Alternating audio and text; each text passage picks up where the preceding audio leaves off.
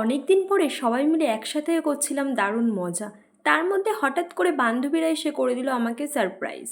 তো hello everyone, welcome back to my channel. নিয়ে আসলাম তোমাদের সামনে একটা নতুন ভিডিও। আজকে সকাল থেকে ওয়েদারটা সত্যিই খুবই সুন্দর ছিল, আর তার মধ্যে আমার মনটাও খুব ভালো ছিল, কারণ আজকে বাড়িতে আসতে চলেছে মাসি আর ভাই। তো ওরা আসবে বলে সকাল সকাল ঘুম থেকে উঠেই সমস্ত কাজ গুছিয়ে নিচ্ছি এক এক করে, মা আর আমি দুজন মিলেই।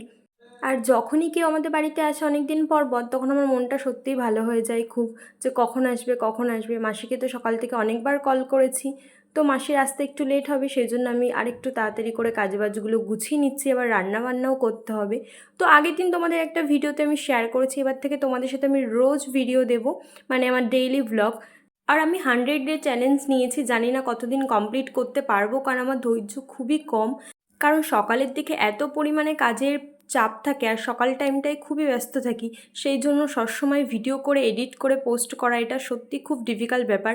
তবুও আমি চেষ্টা করব তোমাদের সাথে একটা করে মিনি ব্লগ আর ডেইলি লাইফস্টাইল আমার ব্লগ তোমাদের সাথে শেয়ার করার।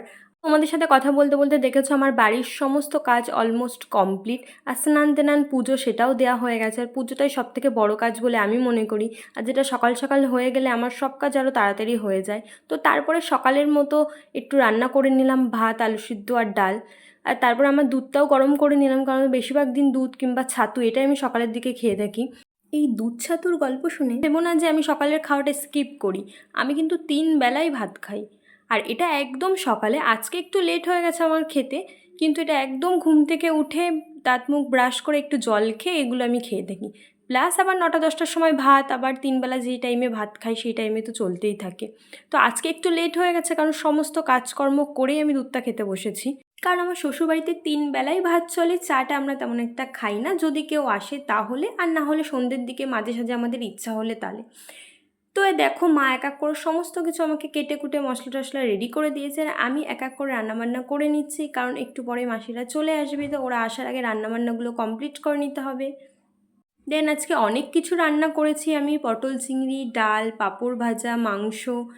কতটা কি তোমাদের সাথে শেয়ার করতে পারলাম জানি না, কারণ হচ্ছে কিনা রান্না করতে করতে আমি ভিডিও নিতেই ভুলে গেছি অনেক কিছুর। কিন্তু যেগুলো নিয়েছি সেগুলো এডিট করে তোমাদের সামনে পোস্ট করলাম, কারণ ওইটাই আমি বলেছি যে আমার ভুলে যাওয়ার স্বভাব আছে।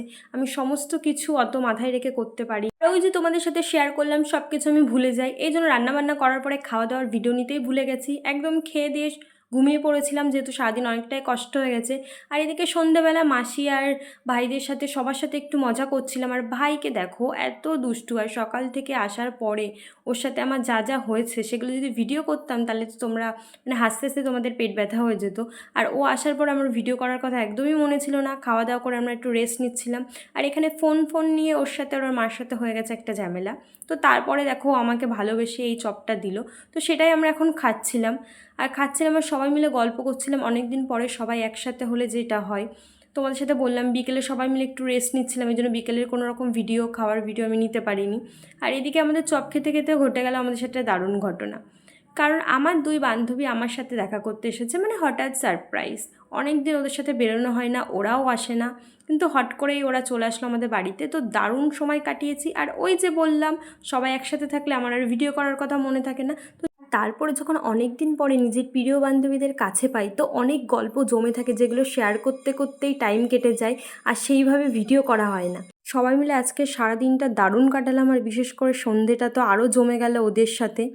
দেন ওরা চলে গেল বাড়িতে, আর আমরা আমাদের রাতে ডিনারটা কমপ্লিট করে নিলাম। তো আজকে আমার সারাদিনের ভিডিও ছিল এই পর্যন্ত। তো কেমন লাগলো অবশ্যই কমেন্ট করে জানিও, আর ভালো লাগলে লাইক কমেন্ট শেয়ার অবশ্যই করে। তো দেখাবে নেক্সট ভিডিও।